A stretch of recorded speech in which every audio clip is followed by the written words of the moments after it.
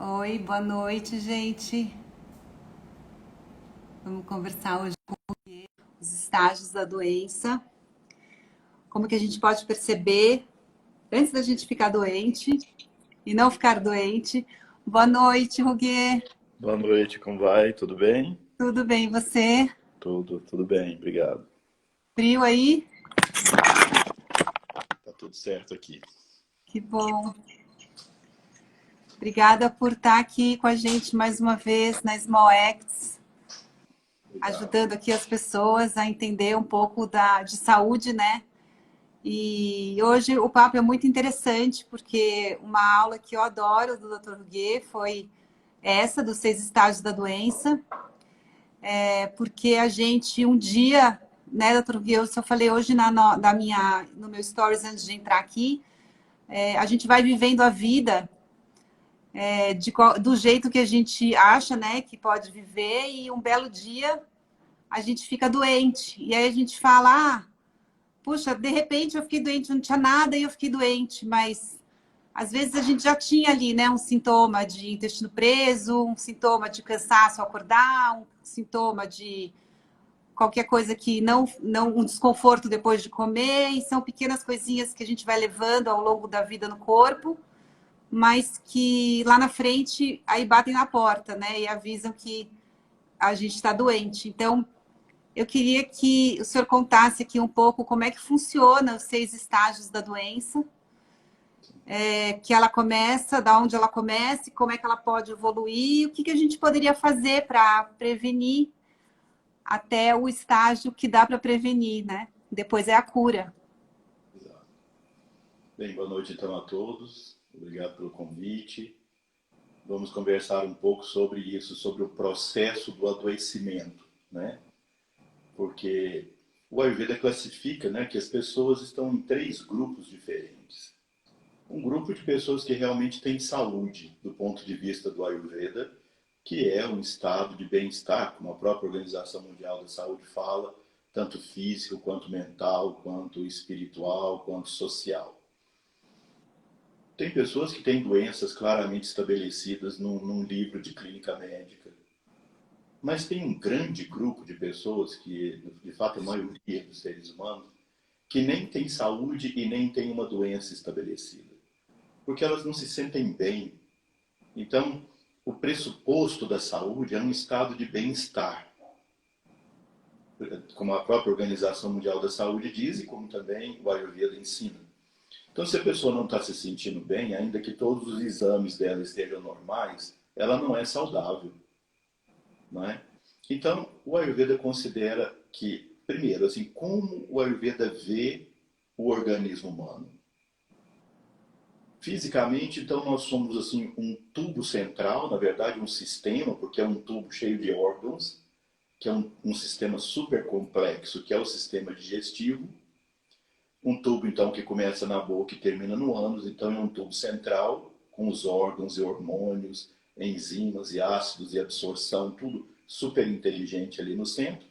A pele na periferia e os outros órgãos ali nadando dentro do plasma, né? O líquido intersticial, intercelular e o nosso plasma, tal como nós o conhecemos. O Ayurveda considera que todos os desequilíbrios começam no sistema digestivo. Então, esse é um tema fundamental. Nossa visão da fisiopatologia é diferente da visão da fisiopatologia da medicina moderna, ainda que a medicina moderna vá com certa rapidez nessa direção também, de considerar o sistema digestivo como um centro onde várias questões de saúde podem começar. Mas para o Ayurveda, praticamente todas as questões começam no sistema digestivo. Então, o Ayurveda considera que o intestino grosso é a sede de Vata. Então, essas energias Vata, Pitta e Kapha, eu acho que são bem conhecidas já do pessoal, então nem vamos entrar muito nos detalhes do que é Vata. Pitta se acumula ou tem sua sede no intestino delgado, principalmente ali na região do duodeno, onde os ácidos e enzimas se encontram todos. E Kapha se encontra primariamente no estômago. em referência ao sistema digestivo.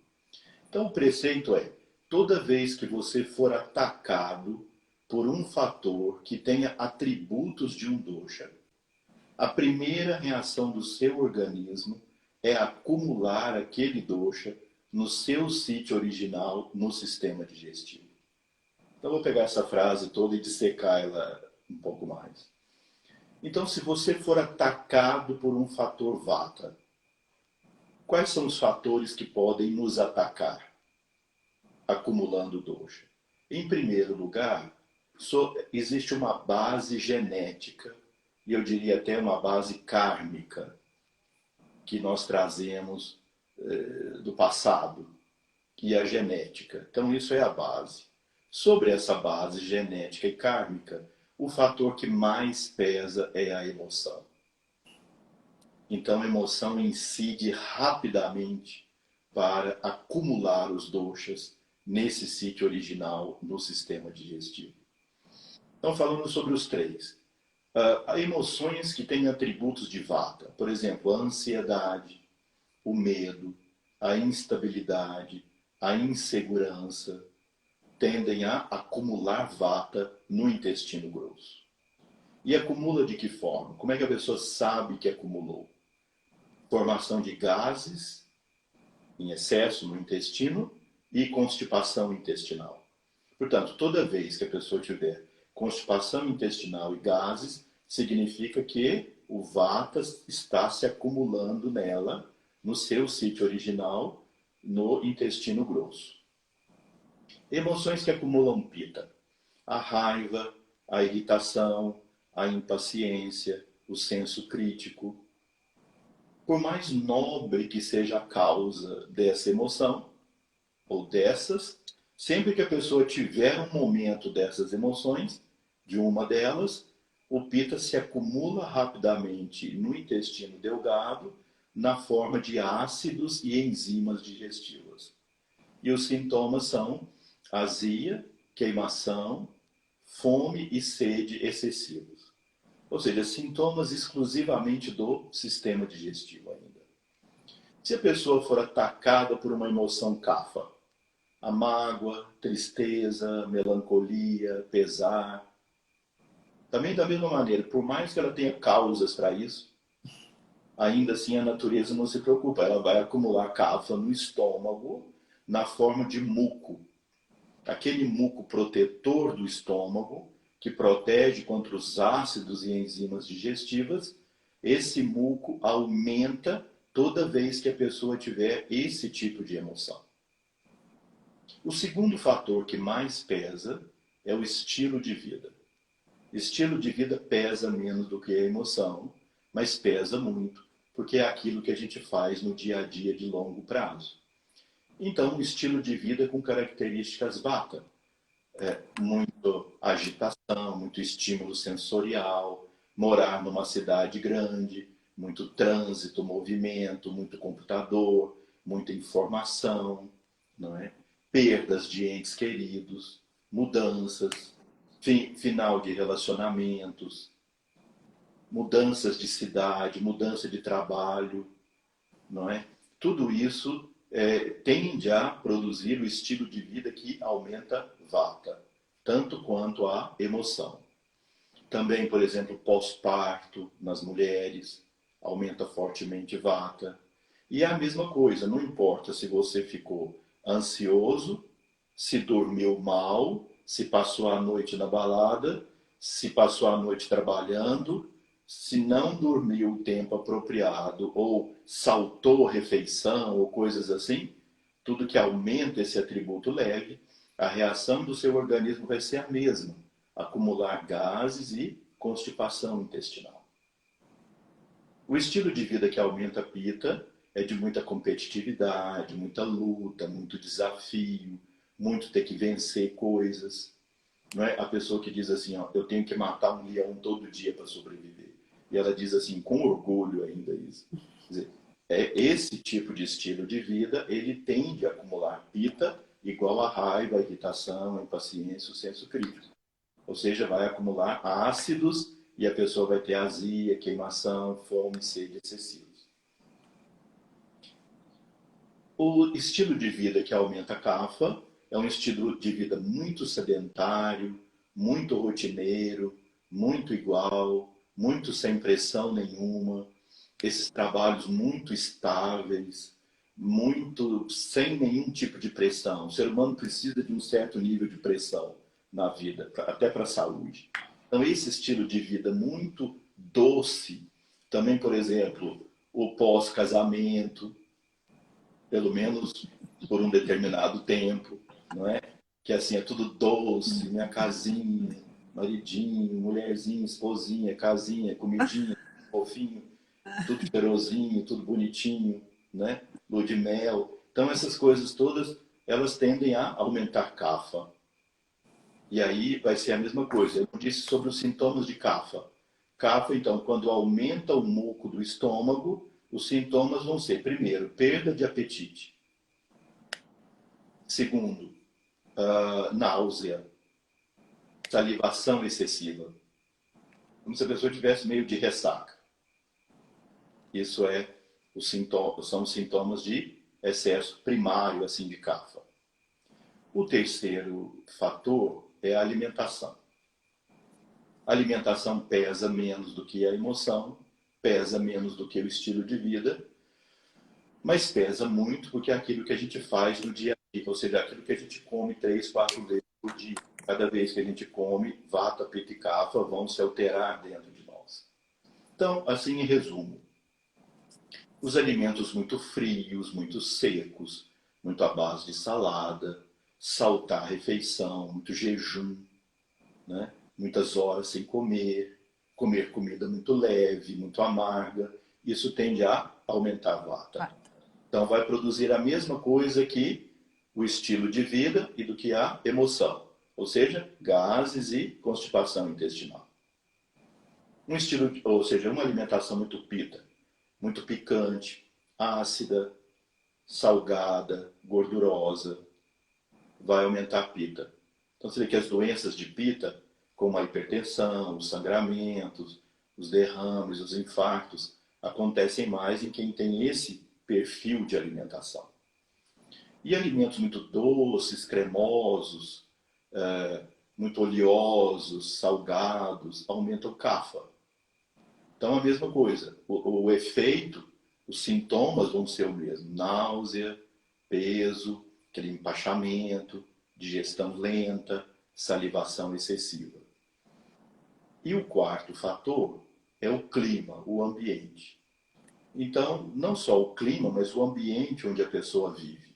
Então, o clima frio e seco, por exemplo, do nosso inverno, aumenta a vata. Esse período do ano agora é um período vata para a maioria de nós, porque venta, está ficando mais seco e frio. Então, esse clima faz o mesmo efeito da comida, ou seja, da salada ou do jejum, faz o mesmo efeito do estilo de vida agitado e faz o mesmo efeito da ansiedade, do medo e da insegurança, gases e constipação. O clima quente e úmido acumula pita. Então, por exemplo, no nosso verão, né, aqui no centro do Brasil, esse verão mais quente e úmido, ele tende a produzir os mesmos sintomas. A pessoa tem azia, queimação, dor de estômago, fome e sede excessivos.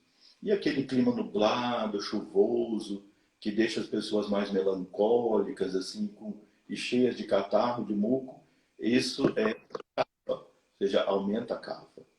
Então, quando você é atacado por um desses 4 fatores, ou pior ainda, pelo conjunto deles, né?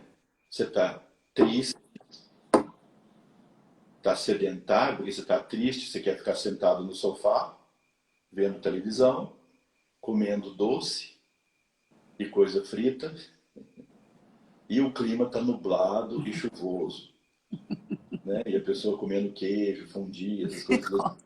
Então, quer dizer, 4 fatores que atacam igualmente, né, cada um no seu nível, e produz fortemente um acúmulo rápido de kapha, as de pita, vata, vata, e isso se acumula primeiro no sistema digestivo. Quando esse acúmulo chega a um determinado nível, isso pode durar minutos ou pode durar anos, depende do processo individual, né? A pessoa, então, esse acúmulo do dosha, ele afeta o Agni, nossa capacidade digestiva. Então, aí afeta alterando o Agni. Ou ele fica excessivo em Pita, com Pita em desequilíbrio, ou ele fica irregular em Vata, ora tem fome, ora não tem, se esquece de comer, fica com uma fome voraz em algum horário totalmente estranho, ou fica sempre muito baixo, como em Kapha, como em excesso de Kapha, né? Então, interfere no Agni, e isso vai produzir um efeito de quando entrar o alimento e encontrar esse Agni que não é tão bom, vai produzir toxinas, produto da digestão incompleta dos alimentos.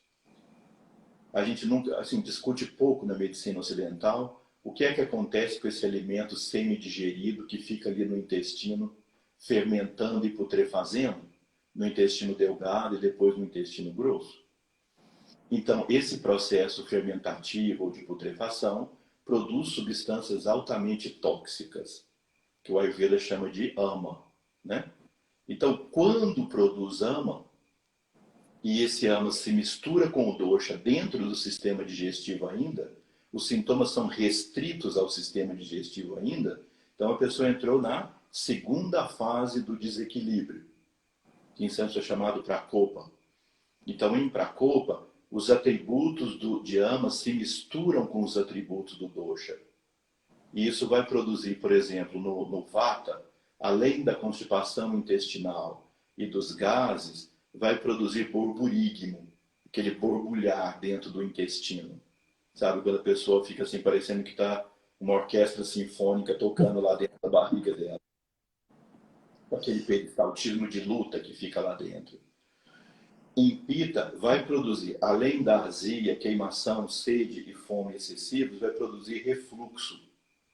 O refluxo que queima, que arde, aquela queimação retroesternal, que é tão comum. Toda pessoa que tiver refluxo, pita, picante, ácido, já está na segunda fase do processo do adoecimento.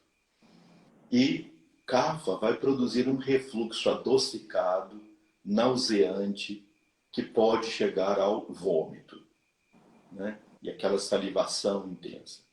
Então essa já é a segunda fase, quando então dentro do sistema digestivo os doshas estão pressionando, misturados com toxinas, que são chamados ama, né? Se não houver uma mudança nisso, quando o dosha chega nesse nível de prakopa, a tendência do organismo, de forma instintiva, é buscar o reequilíbrio. Então, aquela pessoa que está com prakopa de kapha, nauseada, pesada, salivando, ela vai ter aversão pela comida. E ela vai ter vontade espontânea, natural, mesmo sem estudar Ayurveda, de tomar um chá quente de gengibre, de uma erva digestiva. E aí, se ela fizer isso e não comer, o dosha declina e a pessoa volta ao equilíbrio. O pita todo ardendo, queimando, irritado, quente, ele vai querer uma coisa fria, amarga, doce, que possa pacificar o pita. E aí ele volta ao equilíbrio. E vata com aquele burburinho, aquele intestino preso, aqueles gases, vai querer uma coisa doce, oleosa, quentinha, com os temperinhos doces. Vai querer um óleozinho no corpo, quentinho, um cobertor, um cafuné. E aí o vatinha vai se acalmando. E aí o dosha declina e a pessoa fica bem. Então, até a segunda fase, a natureza conspira, digamos, a favor de reequilibrar. Basta você ter consciência do que está acontecendo com o seu corpo e deixar ele te pedir o que ele quer. E ele vai te dizer exatamente o que ele precisa. Mas o que acontece é que a gente não faz isso. Porque tem lá o estilo de vida, que a gente tem que trabalhar daquele jeito. A gente gosta disso que faz mal. Então a gente começa a gostar do que faz mal. E esse é um problema a partir dessa fase. Então o Vata fica aficionado com padrões de ansiedade, medo e insegurança.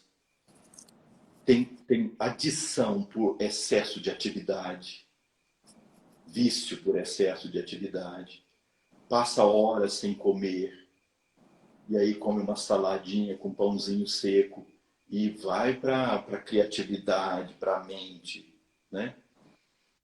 E, ou então se o clima estiver contribuindo também negativamente para isso.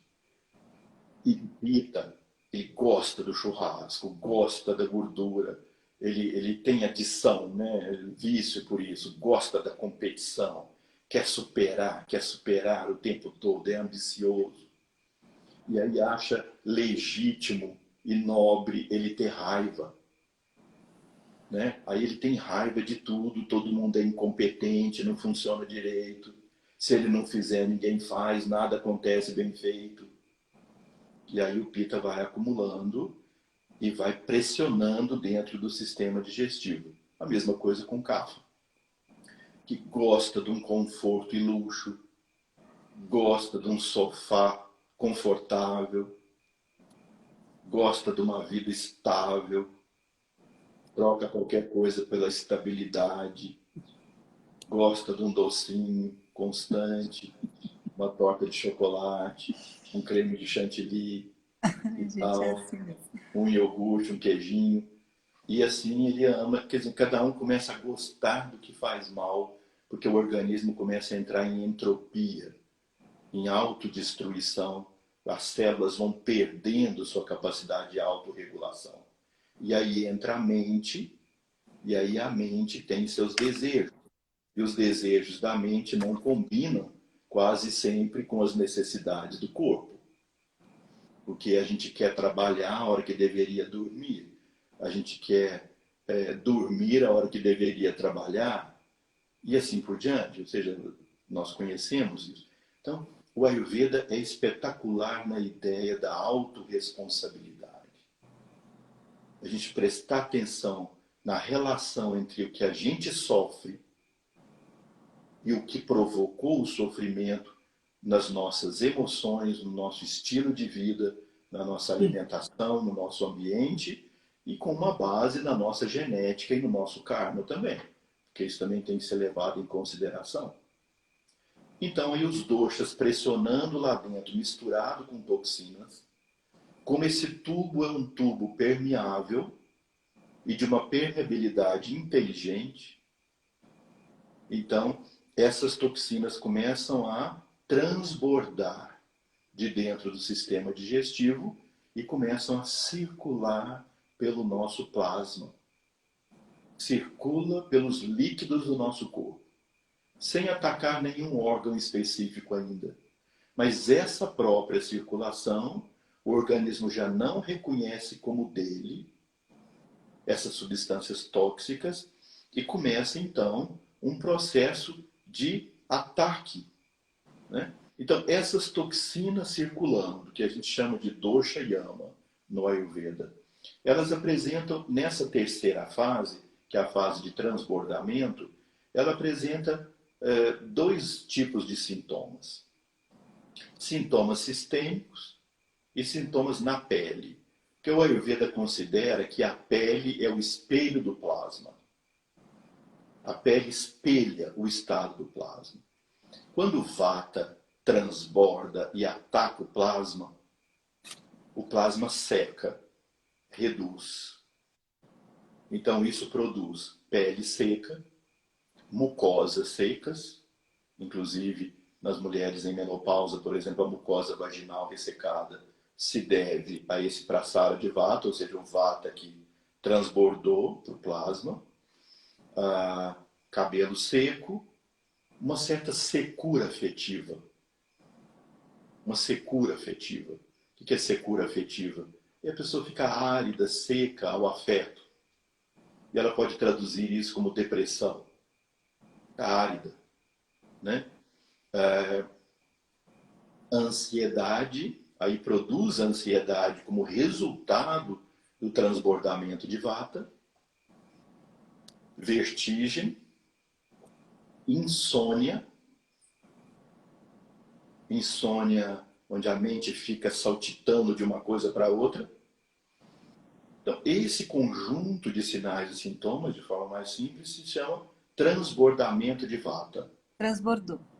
Transbordou e está circulando agora, sem atacar nenhum outro órgão especificamente, a não ser o plasma. Chama Rasa Gata Vata, o vata que ataca o plasma. Pita transborda também, pelas mesmas razões, circula. Então, o que o Pita com ama fazem no plasma? Aquecem, geram toxinas, envenenam o plasma. O plasma fica quente, inflamado. Isso aparece na pele na forma de abscessos, acne, inflamações nos olhos, inflamações na pele, psoríase, dermatite seborreica, vitiligo, aparecendo na pele. Irritabilidade, cabeça quente, impaciência, uma insônia assim de irritação, não é aquela insônia da ansiedade. Fica um pensamento fixo na mente, meio obsessivo.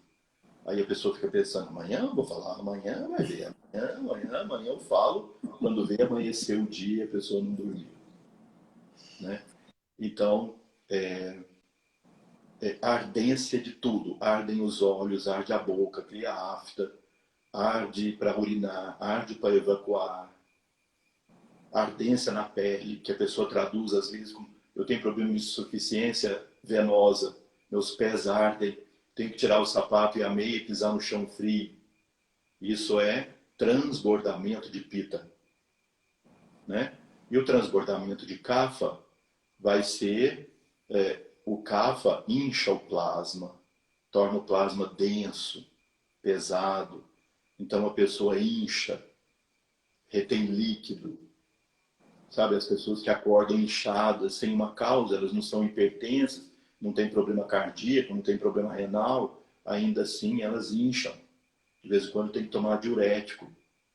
Fica em pé muito tempo, incha as pernas. Elas ficam letárgicas, pesadas. Elas podem traduzir isso como depressão. Um certo peso para respirar. Né? Então, e se aparece na pele, aparece assim como cistos, fibromas, esse tipo de tumores benignos que podem aparecer. Então, se o processo continua sendo alimentado lá de dentro do sistema digestivo, isso vai nutrindo a doença, vai nutrindo o processo do adoecimento.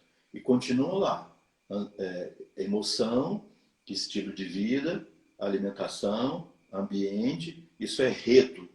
Reto significa causas. As causas pressionando o dosha e o yama de dentro do sistema digestivo para o resto do organismo. Quando a gente aborda uma pessoa que tem qualquer uma dessas 3 primeiras fases, elas não são consideradas, na maioria das vezes, como uma doença específica na medicina ocidental. Elas são vistas assim como queixas vagas, sintomas vagos, né? Mas com o Ayurveda eles são muito específicos. E aí, nesse sentido, os terapeutas ayurvédicos eles são especialistas do controle dessas 3 primeiras fases. Porque nós sabemos identificá-las perfeitamente e cuidar delas.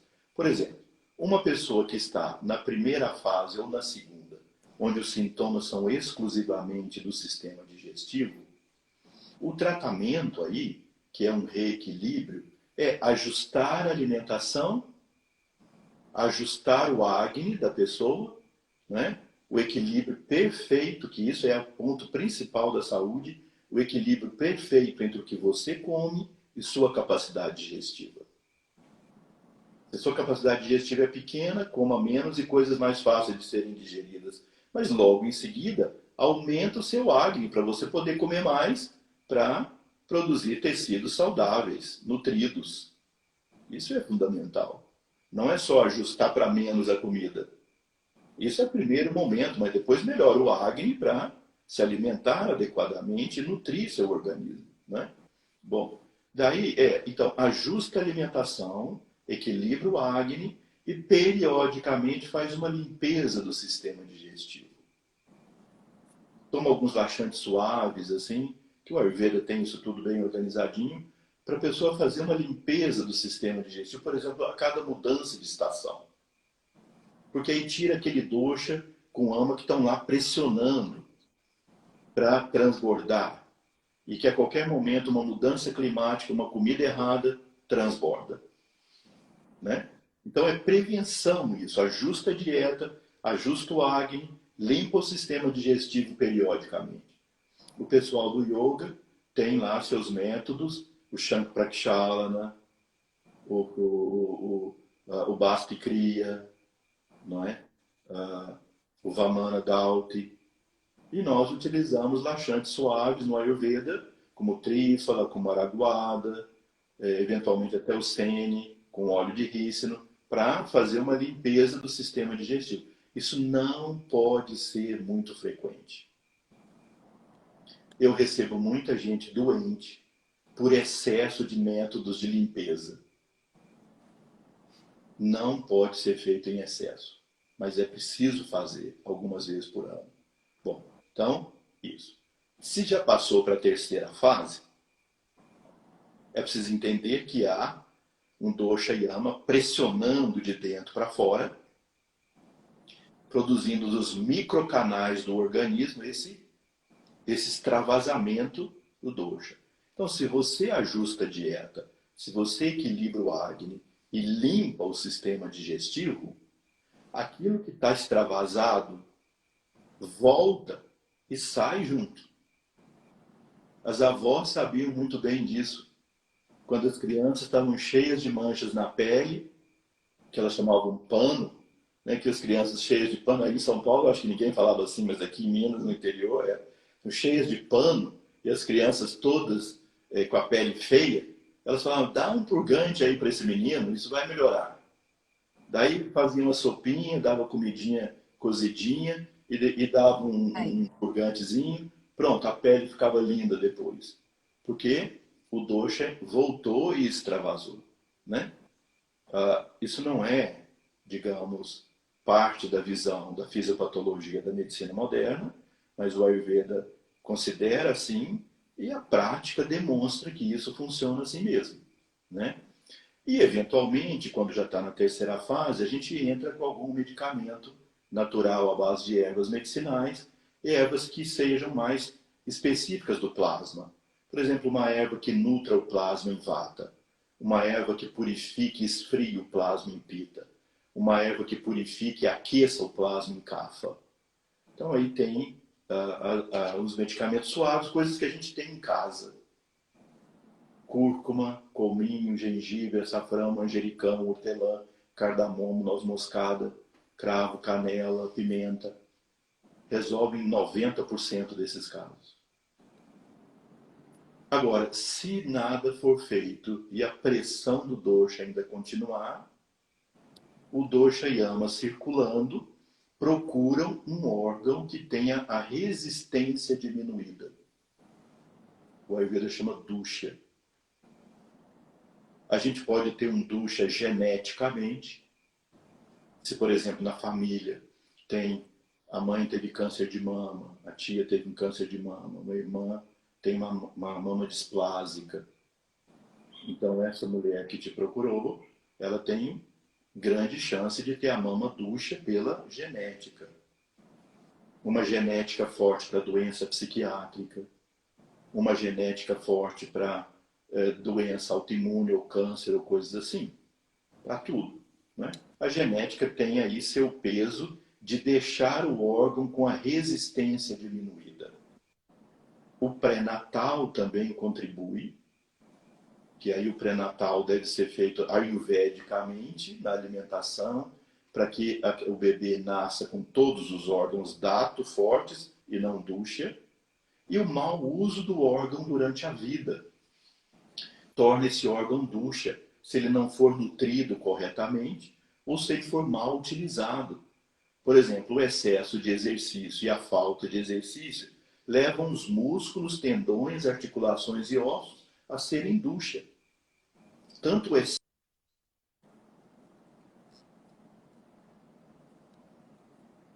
Travou. Voltou. Não é? Deu uma interrupção. Isso a medicina moderna já Tanto o fala com a excesso epigenética, né? Agora, mesmo o mau uso, então é importante também o bom uso de todos os órgãos, né? O uso excessivo do cérebro, a falta de uso do cérebro. E assim por diante, do coração, de todos os órgãos, do fígado, etc. Então, um órgão dúxia vai ser atacado pelo dosha com ama. E vai haver uma interação química inflamatória entre o dosha, ama e o dusha.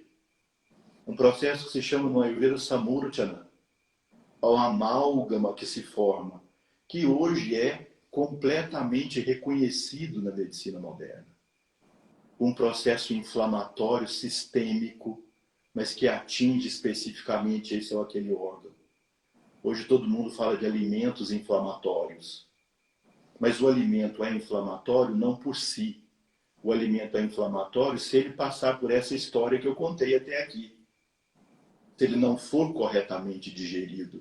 Porque se ele for corretamente digerido, ele não é inflamatório para ninguém. Entende? Ou seja, então o Agni tem um papel importante nisso. Agora, quem tem mau Agni tem que cuidar mesmo de não comer alimentos que possam ter esse pressuposto, né?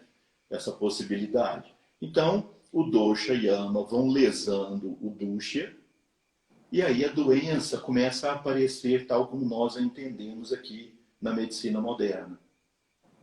Aí vem aquilo que são chamados os sinais e sintomas prodrômicos, premonitórios, aqueles que dizem, e a pessoa começa a suspeitar que tem determinada doença. Então tem os sinais premonitórios da hipertensão, do diabetes, da artrite reumatoide e assim por diante, de todas as doenças. Mas o órgão está sendo comprometido. E aí, o próprio órgão inflamado pela mistura do dosha e ama com dusha começa a produzir ali mesmo substâncias tóxicas, que são as substâncias que a medicina moderna identifica como substâncias inflamatórias. As prostaglandinas, os radicais livres e assim por diante. Tanto que hoje tem medicamentos que procuram, sintéticos, que procuram atuar sobre essas substâncias, como os corticoides também, etc. Você vê, por exemplo, na pneumonia por coronavírus, estão advogando que a primeira opção é corticoide, justamente para evitar esse samurchana, esse amálgama que tem entre dosha e ama atacando o pulmão, dusha. Né? Então, é uma visão ayurvédica isso, apesar que a gente não usa esses medicamentos, mas é uma visão. É baseado no mesmo princípio. Aí, esse próprio órgão inflamado, ele começa a produzir essas substâncias e essas próprias substâncias começam a atacar o próprio órgão. E aí o processo se automantém, já não dependendo mais só de ser alimentado ali no sistema digestivo por emoção, estilo de vida, alimentação e ambiente. É claro que se isso alimentar, piora muito mais. Mas aí o processo se automantém. Quando o processo entra nessa fase, aí simplesmente alterações da dieta, com melhora do Agni, limpeza do sistema digestivo, isso vai ter um efeito paliativo, um efeito suavizante, mas não um efeito que muda o prognóstico da doença. E aí a gente lança mão dos panchakarma. Aí é fundamental, a partir dessa quarta fase, quando a doença se estabelece, lançar mão do Panchakarma. Porque o Panchakarma é um sistema absolutamente sofisticado, muito bem organizado, mas simples para ser executado por quem conhece. E isso é muito importante, né? Que seja por quem conhece, tem experiência e conhecimento de como fazer e habilidade para resolver eventuais efeitos colaterais que possam surgir. Porque todo tratamento pode ter algum efeito colateral, né? Mas aí, então, o Panchakarma, o que ele faz?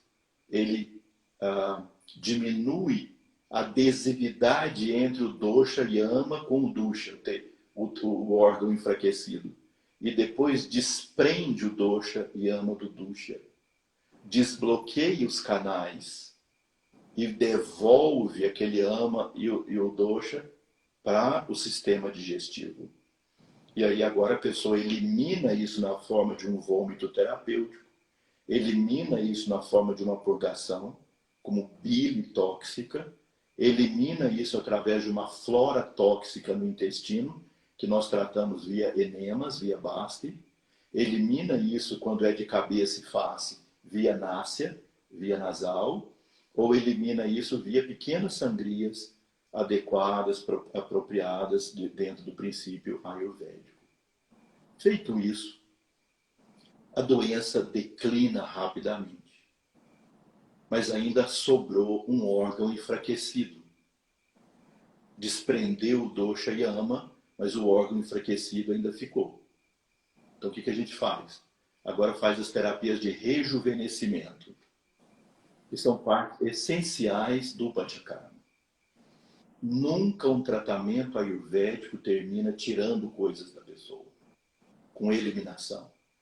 O processo se completa e atinge o seu cume com as terapias rejuvenescedoras e afrodisíacas, de tonificação do organismo, né? Então isso tonifica os órgãos dusha. Se isso não aconteceu, a doença continua evoluindo e cai e entra na quinta fase, que não tem nenhuma fisiopatologia nova, é só mesmo a evolução da lesão do órgão pelo dosha yama com dusha. E isso então agora aparecem os sinais e sintomas específicos da doença. Aí a gente entra no livro de clínica médica, já com tudo aquilo que a doença demonstra, e aí a pessoa já vem medicada com várias coisas, né, métodos e tal, e é preciso conhecer esses tratamentos também, as interações, para poder lidar daí para frente. E ainda, se o processo continua evoluindo, a doença evolui para a sexta e última fase, que é a fase que é chamada Beda, onde outros órgãos ou sistemas passam a ser afetados a partir daquele primeiro. Então, por exemplo, no diabetes, o órgão primariamente afetado é o pâncreas. Por isso, o diabetes. Mas depois vem a retinopatia diabética, vem a nefropatia diabética, a cardiopatia diabética, a arteriopatia diabética, ou seja, já é a sexta fase, quando vem então as complicações da doença primária. No câncer seria a metástase. E assim por diante, ou seja, são as complicações da doença primária. Então essas são as 6 fases da doença. À medida que essas fases vão evoluindo, o tratamento se torna mais complexo, se exige mais procedimentos e medicamentos, né? Doutor Ruguê, eu lembro que numa aula sua você pediu para a gente, para todo mundo da classe, apontar onde é que a mente ficava, né? E aí, automaticamente, a gente põe a mão aqui na cabeça, né? Isso é. Mas o Ayurveda nos ensina, dentro de tudo isso que o senhor acabou de falar, que a mente ela não está localizada, né? Em um lugar. Né? Ela é difusa, isso. Só para as pessoas entenderem como as emoções, então, elas influenciam, porque algumas pessoas apontam para a mente aqui, outras pessoas põem a mão no coração, né? Isso. Outras pessoas põem a mão no umbigo, porque as medicinas orientais trabalham o umbigo muito como centro, né, do corpo. Exato. Então, é muito bonito isso que o senhor falou agora sobre a emoção, a primeira causa, porque a mente, ela é só ela é só um detector, né, dos nossos 5 sentidos. E ela tá no nosso corpo inteiro, né? Isso. E veja, os outros fatores, eles acabam sendo afetados também pela mente. Então, por exemplo, estilo de vida. Isso. Estilo de vida depende das suas crenças, dos seus hábitos, dos seus valores, das suas escolhas. Alimentação é uma constante escolha. Então, também é a mente que decide, né? E o ambiente? O ambiente eu posso me proteger dele adequadamente ou não. Então, eu tomo decisões mentais de contrariar o clima para me proteger, quando necessário. Então, na verdade, a mente é um fator muito forte nisso. E o Ayurveda ensina que a primeira causa de todas as doenças se chama Prajnaparada, que é como se fosse uma afronta contra a nossa consciência. O abismo que existe entre o que a gente sabe e o que a gente faz. A gente Porque sabe que muitas vezes, muitas vezes quando o paciente senta na sua frente, e eu tenho ouvido muito isso, mesmo quando a gente fala, ou eu mesmo quando eu falo para a Gédia, para minha terapeuta, eu sei o que eu estou fazendo errado, né? As pessoas sabem o que elas estão fazendo. Então, entre o saber e o fazer, é essa mente que nos traz esse grande abismo? a mente ela tem uma infinidade de hábitos e condicionamentos. Ela vive de condicionamentos. A nossa vida é basicamente mecânica, automática. E aí ela não faz escolhas conscientes. A nossa liberdade é uma utopia na maioria das vezes. Né? É uma possibilidade, melhor dizendo. Não é uma realidade para a maioria de nós, nem na maior parte do tempo. Nós somos movidos por hábitos e condicionamentos pessoais, sociais, temporais, momentâneos, e isso nos conduz à vida. Então, no momento que eu estou presente, consciente, eu decido sobre se eu quero manter aquela emoção em mim ou não, se aquele estilo de vida me convém ou não, ou o que eu faço para amenizar esse estilo de vida, se aquele alimento me convém ou não naquele momento. Então, isso é uma escolha consciente. Mas a escolha consciente esbarra sempre no hábito. E os hábitos são muito chamativos, eles puxam muito. Não é? Então, nosso papel terapêutico é principalmente entusiasmar as pessoas. Criar nelas fervor, shraddha. É uma palavra sânscrita muito importante, shraddha. Shraddha é o fervor. É aquela coisa que te faz ficar apaixonado pelo processo. E isso, então, nós devemos motivar as pessoas para isso. Esse é o nosso principal papel. Né? Ô, E é um Ruguê, papel que nós, como médicos na medicina moderna, eu posso dizer, é assim, nos sentimos um pouco frustrados, porque na nossa medicina moderna a gente não tem esse shraddha, esse fervor assim. Então, aí a gente não consegue fazer com que as pessoas possam aderir mesmo a um princípio de saúde, né? Mais fácil tomar acho que a remédio. Ayurveda pode trazer. Acho que a Ayurveda pode trazer uma frase que eu escutei outro dia também que eu gosto muito, é assim, me dê um porquê que eu aguento qualquer como. E É, isso, eu... isso, Oi? isso é modo de ser de Pita. O Pita, se você explicar e ele entender, ele compra aquela ideia e ele vai ser muito mais ortodoxo que você para seguir. Nossa, eu sei. Eu pensava E, nessa frase, ah, tá travando. Eu pensava nessa frase a semana retrasada que eu tinha que tomar o gui. E aí eu pensava e tomava. é, exato. E olha, outra Ou coisa que eu ia seja, falar você agora está eu fazendo esqueci. aquilo e a pessoa adere. É. A outra, lembrei o que eu ia falar. É que alguém falou aqui de autocura.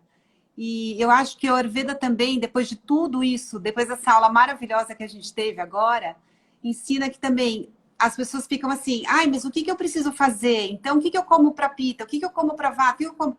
às vezes, a autocura é simplesmente não fazer, né? Porque, como o Ruguet explicou, o corpo, ele reverte, o corpo, ele quer nos salvar, né?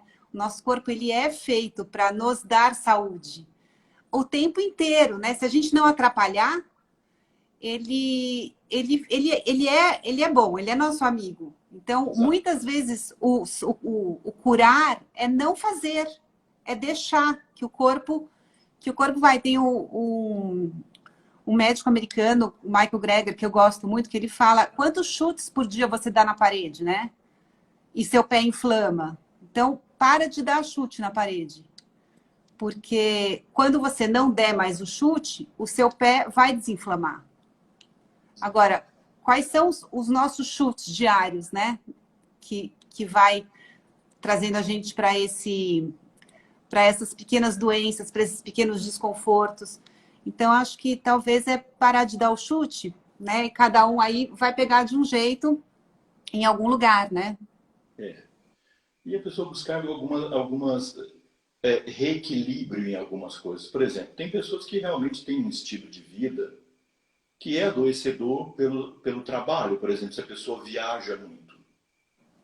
Se ela viaja muito e o trabalho dela é viajar e ela precisa desse trabalho e é importante para ela, quer dizer, o vata dela vai agravar, vai acumular e agravar. Então, se ela não tomar cuidado, entre a constipação intestinal e o Alzheimer lá na frente, ou a demência, ou a artrite reumatoide, pode haver uma diferença de 20, 30 anos, mas vai acontecer. Então, esse é um tema espetacular do Ayurveda, não é? A constipação intestinal e os gases, e lá na frente a demência, o Alzheimer, o Parkinson, a atrofia e tal. A raiva, a irritação aqui, e lá na frente o infarto, jovem ainda, né? Essa autopiedade excessiva, comiseração excessiva, a incapacidade de dizer não, o apego, né? E lá na frente o diabetes. Há uma relação nessa história que eu contei antes das 6 fases entre. Então, se a pessoa tem uma dessas características, ela precisa trabalhar sobre isso, mas vai levar tempo até que ela modifique. Então, aquilo que depende de maior esforço, vai trabalhando e tenta fazer com que as coisas que você precisa de menor esforço, como, por exemplo, mudanças alimentares, receber uma bianga periodicamente, se vai Kapha, receber um Duartana, fazer um Suedana, fazer uma prática de yoga regular, meditação. Isso mantém o dosha equilibrado. Mesmo que seu estilo de vida vá te levando ao desequilíbrio, mas isso puxa aqui para baixo. Então, tenta organizar a vida com coisas fáceis de fazer primeiro. Né? Se a gente já pensa assim, eu preciso fazer o mais difícil, que é mudar padrões mentais. Essa é a parte mais difícil, que exige uma demanda de esforço e tempo. Um trabalho de autoconhecimento e tal. Vamos com o mais fácil, vamos com o suporte. Vamos com a alimentação, estilo de vida, um pouco de exercício, receber uns procedimentos do Ayurveda periodicamente e uma prática de yoga que ajuda a sustentar tudo isso. Hoje eu ouvi, desculpa a cadeira aqui. Hoje eu ouvi uma frase bonitinha também. Você sabe que eu fiz bolo por muitos anos na minha vida, né? Eu trabalhei com bolo de casamento. E eu ouvi assim que quando a gente nasce, a gente é como uma receita de bolo. A gente é uma receita de bolo, né? Então a gente vem lá com todos os nossos ingredientes. E ao longo da vida, quais ingredientes nós vamos escolher para essa receita é que vai dar a qualidade do seu bolo. Mas que nós, seres humanos, somos um bolo, porque a gente é tudo junto. A gente não separa os ingredientes, né, Ali? Não tem como separar os ingredientes. Então, nós somos um bolo, é tudo junto. Então, a mente, o estilo de vida, a alimentação, o ambiente é um bolo, né? É o bolo que nos forma, é o nosso pacote, né, aqui na vida. Exato. Então, vamos cuidar desse pacote, gente. É isso. Obrigada, Ruguê. O tempo aqui está acabando. Eu te agradeço muito. É sempre um prazer de verdade ouvir e cada vez aprendendo mais. Espero que a gente tenha podido aqui ensinar vocês também, que vocês tenham gostado e que a gente tenha plantado mais uma vez uma sementinha aqui em cada um, para cada um ir mudando como pode, do jeito que pode, né? Esse também é o do princípio da Small Acts, é pequeno, cada um do seu tempo e como a gente consegue, e com amor, né? Exato. E o Ayurveda é para todos, né? Para Não é só todos. muito motivada e muito disciplinada, não. É para todo mundo. Adaptar, então, a Ayurveda à condição e necessidade de cada um. Outro dia eu escutei também que nada que é muito disciplinado, quando é muito disciplinado, também já não é Ayurveda, né? Porque a gente muda, o dia muda, né? A estação do ano muda, a gente muda, então é realmente prestar atenção mesmo todos os dias na gente e ter as ferramentas para poder ir colocando na nossa vida. Exato. A live vai ficar gravada aqui. Quem quiser indicar depois para assistir ou assistir depois, vai ficar, eu já gravo aqui depois que acabar, tá bom? Obrigada, Ruguê. Muito obrigada. Boa Bom, noite. Um beijo grande. Tchau. Tchau, gente. tchau. Tchau.